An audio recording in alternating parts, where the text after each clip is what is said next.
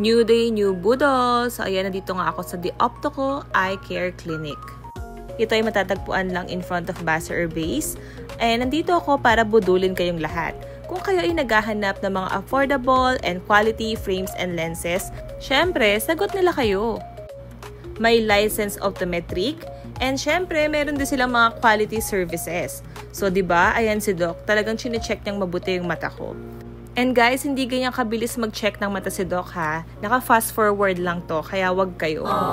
Kaya naman, kung naghahanap kayo na mapagkakatiwala ang doktor, naku guys, I really recommend her.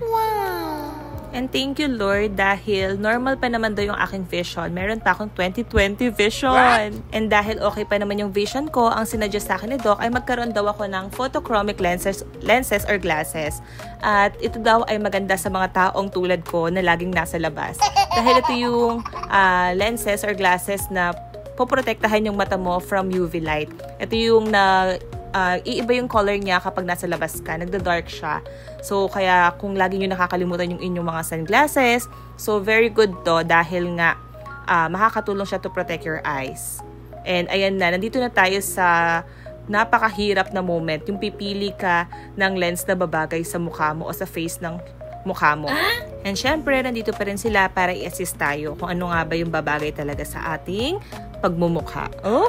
And ayan, si Budolera, nakapili na nga siya. At ayan, in-adjust na rin dito ni Doc yung aking salamin. At tinatanong din niya kung okay na ba yung fit sa akin, kung hindi ba siya maluwag, hindi ba siya masikip, sakto lang ba siya sa face ko. And I've told her na okay naman, hindi siya nalalaglag. So, ayan na po ang aking nakuhang salamin. Thank you so much. And itinry din pala nila dito kung talaga bang totoo yung sinasabi nila. And guys, ang bilis, grabe. Walang edit yan ha. So, ayan, nag-transform siya, diba? At ayan, napak na rin nila. So, what are you waiting for guys? Pabudol na rin kayo. Bye!